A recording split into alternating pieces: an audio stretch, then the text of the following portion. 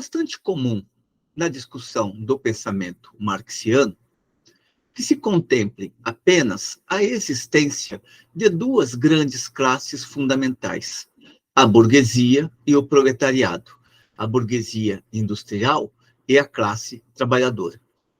No entanto, Rosdolsky, em seu livro Gênese e Estrutura do Capital, resgata uma reflexão interessante, a de que Marx não pensava apenas na existência de duas classes, e sim de três classes fundamentais: a dos proprietários de terra, que viviam de renda, a dos capitalistas e industriais e a do proletariado, da classe trabalhadora em seu conjunto.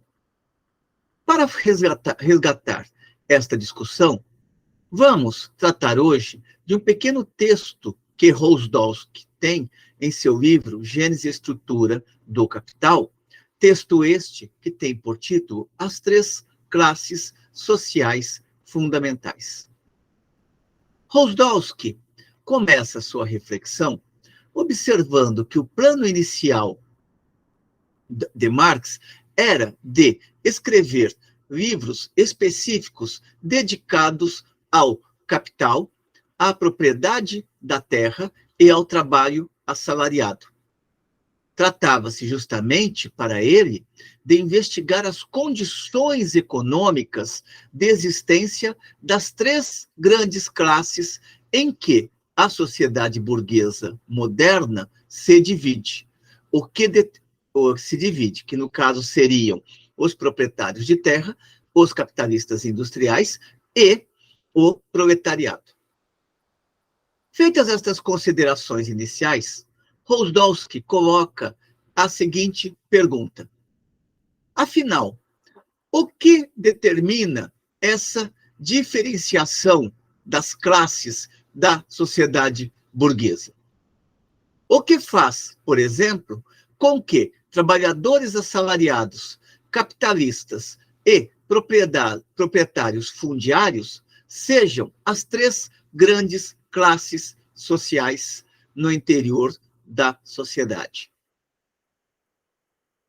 Inicialmente, ele direciona a sua reflexão a pensar nas duas classes mais comumente abordadas quando se trata do pensamento marxiano, que é a classe dos capitalistas industriais e a classe do proletariado. Diz ele, no que diz respeito aos trabalhadores assalariados e aos capitalistas industriais, o que os define enquanto classe são suas funções no processo de produção. No tocante ao trabalho assalariado, isso é óbvio, diz Rosdolsky. Sem a presença dele, dos trabalhadores assalariados, a ordem social capitalista seria inimaginável.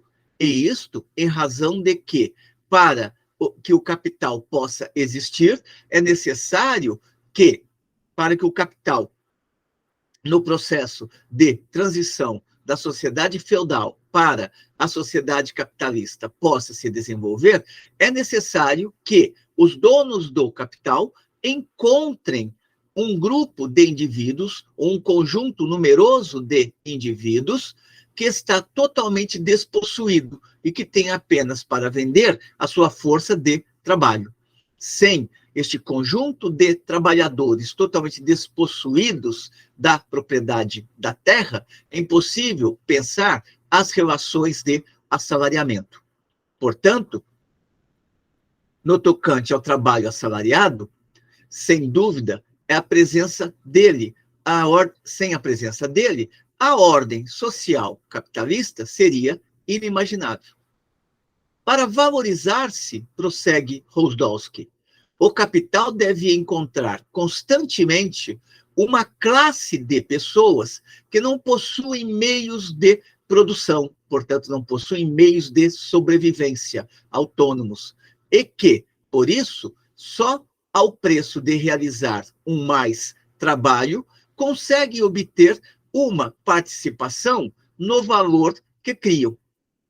Lembremos que os trabalhadores se apossam de uma parte do valor gerado dentro de uma determinada jornada de trabalho. A outra parte é apropriada pelo capitalista sob a forma de mais-valia. Também a existência e o papel da classe dos capitalistas, prossegue Rosdolsky, e quando ele fala dos capitalistas, ele está se remetendo essencialmente aos capitalistas industriais, estão determinados por sua função no processo de produção.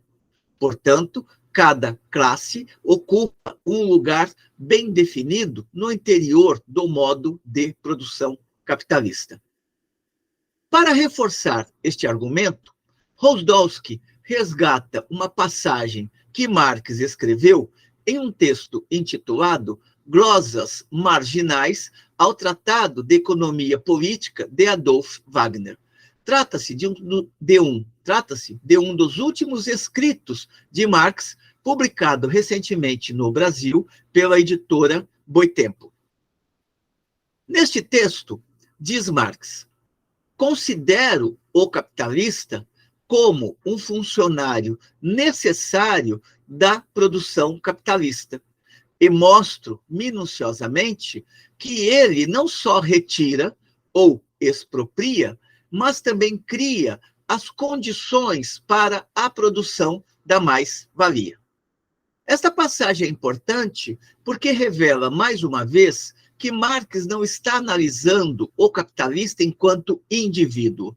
Marx está analisando o capitalista enquanto suporte de determinadas relações sociais de produção, enquanto sustentáculo de determinadas relações sociais de produção. Relações sociais estas, na qual, pago o salário ao trabalhador, o capitalista se apropria do excedente. E lembremos que Marx sempre está trabalhando também com a ideia de que o trabalhador está recebendo o equivalente ao gasto da sua força de trabalho, ou seja, aquilo que ele precisa para poder se reproduzir e continuar trabalhando no dia seguinte. É lógico que no mundo real, o capital tende a pagar a força de trabalho abaixo de seu valor, ou seja, abaixo das necessidades físicas e mentais que o trabalhador precisa para repor as suas energias. Mas, para efeito de análise, Marx sempre trabalha com a ideia de que o salário está sendo pago por um valor que equivale àquilo que é necessário ao trabalhador para repor as suas energias físicas e mentais.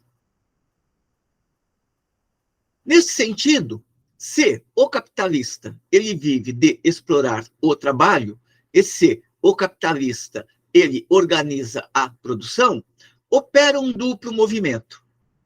Primeiro, diz Marx, o capitalista ajuda a criar a mais-valia, para, em seguida, em um segundo momento, retê-la para si próprio. Rosdolsky observa que Marx resgata ainda a ideia de que o capitalista, quando paga ao trabalhador o valor real de sua força de trabalho, ou seja, aquilo que ele necessita para reproduzir cotidianamente a sua energia física e mental, o capitalista, quando paga ao trabalhador o valor real de sua força de trabalho, ganha pleno direito à mais-valia. E ganha pleno direito à mais-valia porque o capitalista contrata o trabalhador para trabalhar uma jornada, e não para trabalhar apenas o número de horas equivalentes à reposição da sua energia física e mental. E orientando esta contratação está o laço jurídico que se estabelece entre o vendedor da força de trabalho e o comprador da força de trabalho. O capitalista, quando paga ao trabalhador o valor real de sua força de trabalho, ganha direito à mais-valia, segundo o direito que corresponde a este modo de produção. Entre eles, se estabelece um laço jurídico. O capitalista, portanto, é o explorador direto dos operários. Não só se apropria diretamente da mais-valia, como também cria as condições para que a mais-valia exista. Como?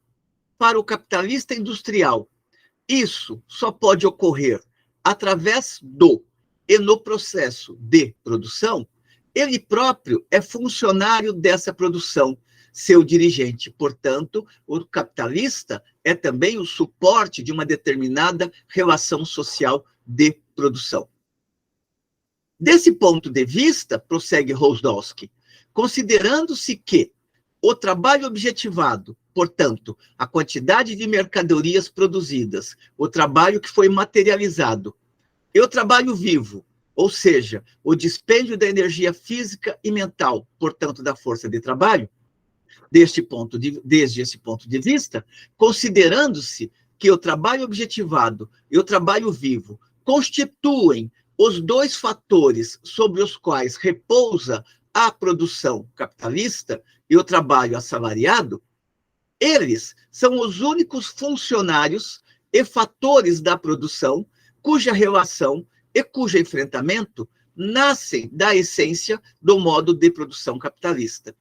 E eles estão em enfrentamento, uma vez que, entre eles, apesar dos laços jurídicos que os unem, eles estão ligados também por uma relação desigual.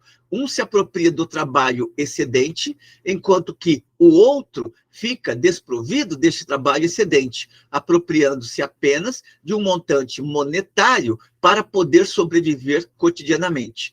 Portanto, entre eles se estabelece um contrato, mas, ao mesmo tempo, também se cria uma relação antagônica e inevitável.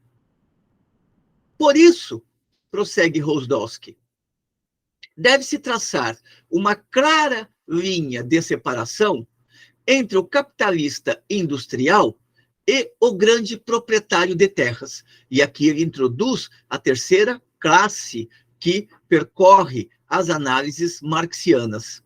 Por isso, deve-se traçar uma clara linha de separação entre o capitalista industrial e o grande proprietário de terras. O primeiro, no modo de produção capitalista, não só é um funcionário, mas também o funcionário dominante da produção. Enquanto, neste modo de produção, o segundo é completamente supérfluo. Com isto, Marx quer indicar o quê? Quer indicar que o capitalismo industrial, ou o capital industrial, é o carro-chefe da economia. Ainda que continue a existir a classe daqueles que vivem de rendas, o que é o carro-chefe da economia é o capital industrial. Sem a industrialização, os cereais que são plantados em uma determinada quantidade de terras simplesmente apodrecem, uma vez que não serão industrializados. O capitalista, aquele que quer ter a produção da terra e acrescentar também renda com a produção da terra, este capitalista, se ele não contar com o consumo da indústria, simplesmente ele vê o seu negócio ruir e a sua renda se desfazer. Lembrando que só é possível a terra produzir em razão de que nela é incorporada trabalho humano. É isto que vai produzir um excedente na produção agrícola. Se o capitalista, se aquele que quer ser o capitalista no campo apenas jogar a semente, nascerão seguramente alguns cereais, mas não nascerá cereais na quantidade suficiente para permitir a acumulação de riqueza e, portanto, também fornecer a renda àquele que quer viver da renda da terra. Por isso, deve-se traçar uma clara linha de separação entre o capitalista industrial e o proprietário de terras. O primeiro, no modo de produção capitalista, não só é um funcionário, mas também o funcionário dominante da produção. Enquanto, neste modo de produção, o segundo é completamente supérfluo. Este último, ou seja, aquele que vive da terra, ou que vive da renda da terra, este último É certo, foi um funcionário essencial da produção no mundo antigo e medieval. Lembremos a importância que tem a terra no modo de produção escravista e no modo de produção feudal. Tanta importância tinha que os fisiocratas analisavam a terra como sendo a única geradora de valor, com o trabalho que nela era incorporado. Este último, portanto, o proprietário rural, foi um funcionário essencial da produção no mundo antigo e medieval, mas no mundo industrial é excrescência inútil. Excrescência inútil no sentido de que não é ele mais que dá as rédeas da dinâmica do desenvolvimento econômico ou da estrutura do modo de produção.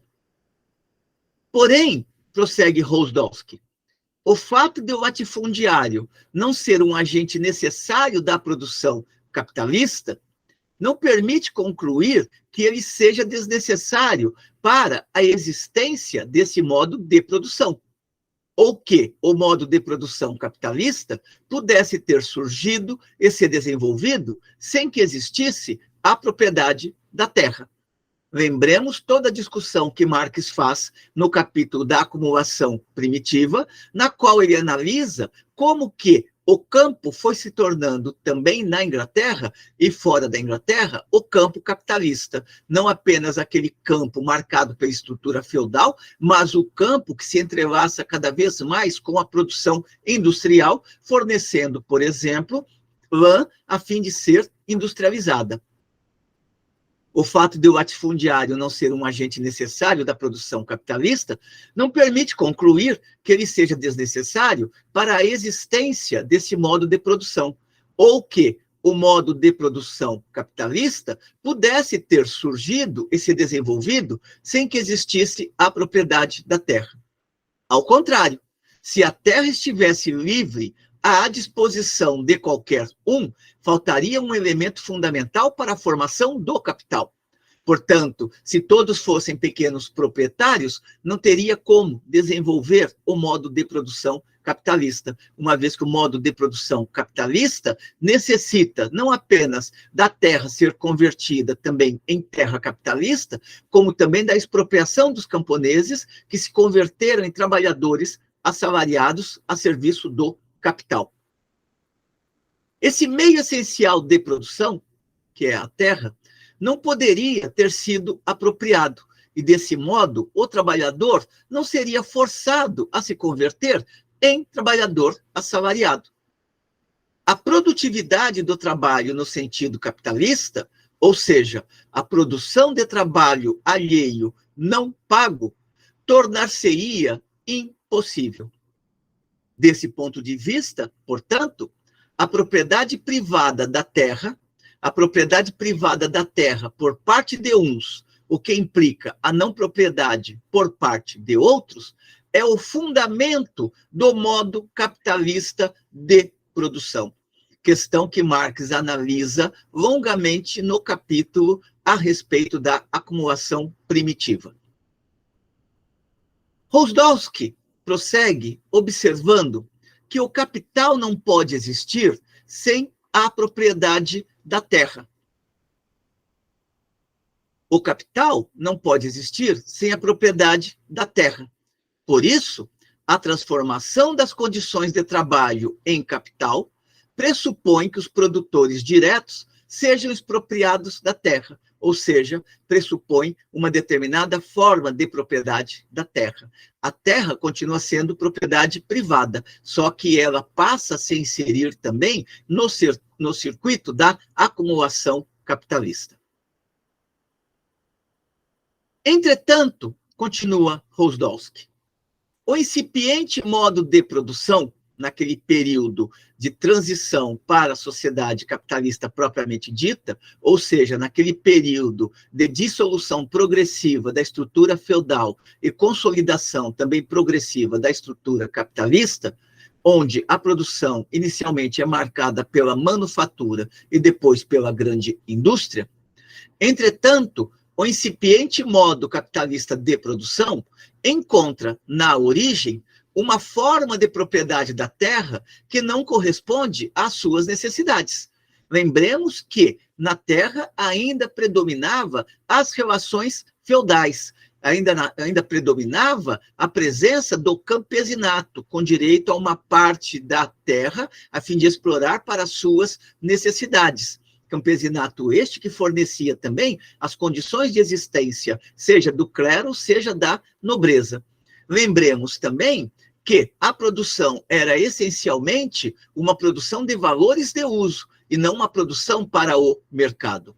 O incipiente modo capitalista de produção encontra na origem, e este incipiente modo capitalista de produção é a fase da manufatura, o incipiente modo capitalista de produção encontra na origem uma forma de propriedade da terra que não corresponde às suas necessidades. Só ele mesmo cria a forma que lhe corresponde, mediante a subordinação da agricultura ao capital industrial.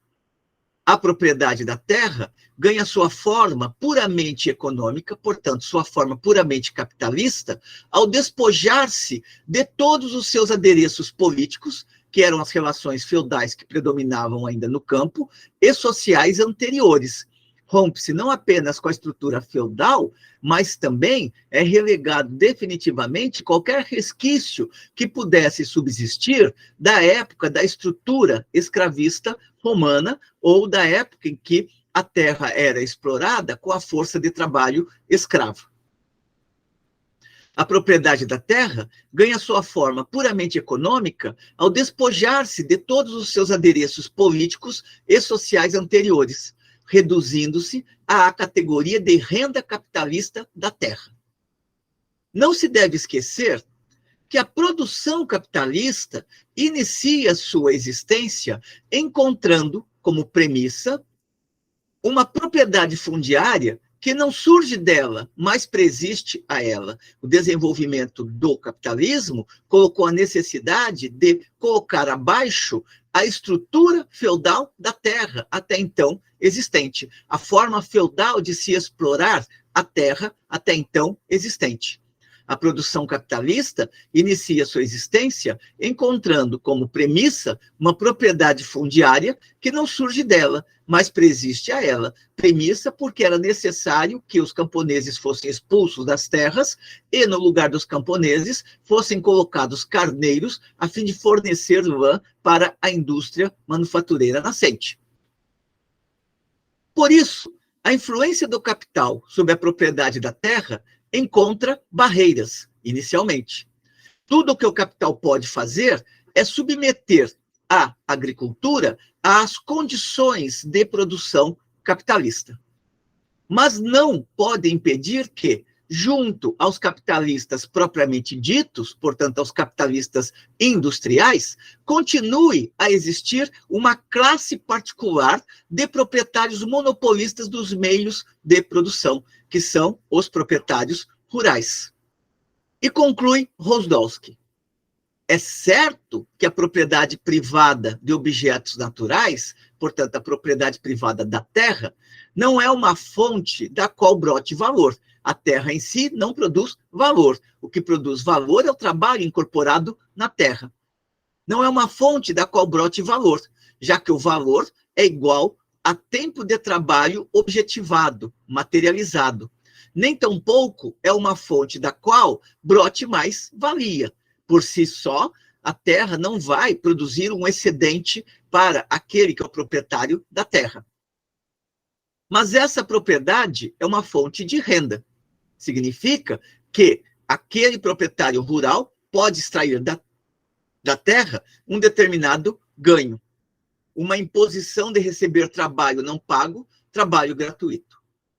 E conclui Rosdolsky: o latifundiário possui, na propriedade do solo e na diversidade natural dos tipos de solo, um título que lhe permite embolsar uma parte desse mais trabalho ou dessa mais-valia que ele não contribuiu nem para dirigir, nem para criar.